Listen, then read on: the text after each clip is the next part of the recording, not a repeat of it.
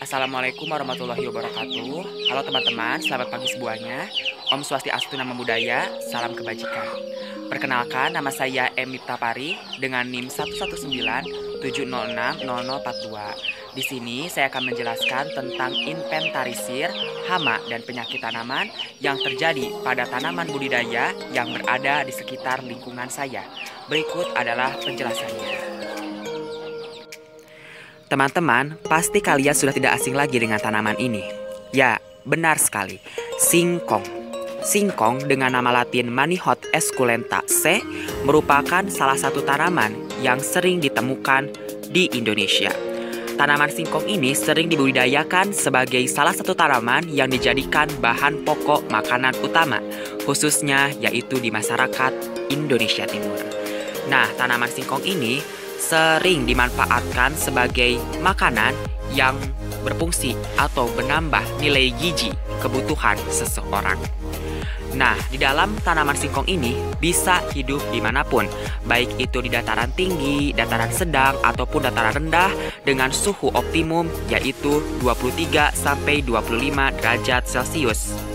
Nah, biasanya tanaman singkong ini sering dijadikan sebagai pagar tanaman untuk membatasi rumah.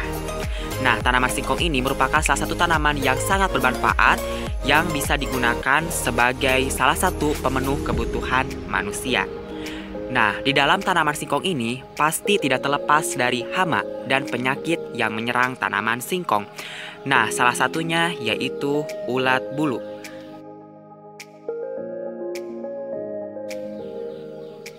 Ulat bulu sendiri merupakan salah satu hama yang menyerang tanaman singkong.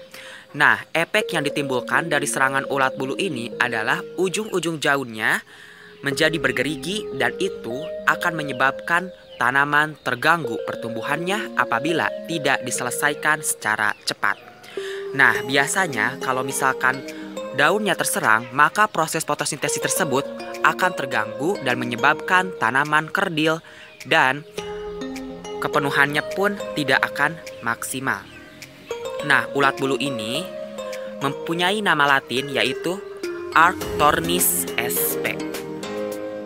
Nah, ini adalah gambar ataupun wujud dari ulat bulu yang menyerang tanaman singkong. Nah, teman-teman, untuk perawatan tanaman singkongnya, kalian bisa melakukan pemberian pupuk terhadap tanaman singkong ini dengan menambahkan pupuk organik ataupun pupuk NPK yang dapat memenuhi kebutuhan nutrisi dari tanaman singkong ini. Sedangkan untuk perawatan agar terhindar dari hama dan penyakit tanaman, kalian bisa menyemprotkan insektisida ataupun fungisida terhadap singkong ini dengan dosis yang sudah ditentukan. Karena apabila berlebihan akan menyebabkan hama tersebut resistan dan justru akan menyebabkan pertumbuhan tanaman singkong terganggu dan dapat mematikan musuh utama dari hama tersebut. Nah, teman-teman, tanaman selanjutnya yang akan saya deskripsikan tentang hama dan penyakit tanamannya yaitu tanaman pepaya. Kalian sudah tidak asing lagi kan dengan tanaman pepaya dengan nama latin Carica papaya. Tanaman pepaya sering digunakan sebagai salah satu buah yang digunakan sebagai pemenuh nutrisi harian tubuh. Tanaman pepaya buahnya itu sangat enak dan dapat dijadikan olahan seperti jus ataupun olahan buah lainnya. Nah, dalam penanaman pepaya biasanya tidak terlepas dari hama dan penyakit yang menyerangnya. Contohnya yaitu penyakit papaya ring spot virus. Nah, seperti ini. Nah, biasanya papaya ring spot virus ini, virusnya itu disebabkan oleh sejenis kutu Myzus persicae sulc ataupun Apis gossypi groups. Nah, penampakannya yaitu biasanya terdapat bercak-bercak kuning pada tanaman daun yang menyebabkan warna hijaunya itu tidak merata. Nah, biasanya gejala awal serangan virus ini mengakibatkan warna kekuningan dan transparasi tulang-tulang daun muda. Pada daun terdapat bercak kuning dan kadang-kadang daun seperti terpelintir dengan berbentuk yang tidak teratur. Nah, seperti ini penampakannya.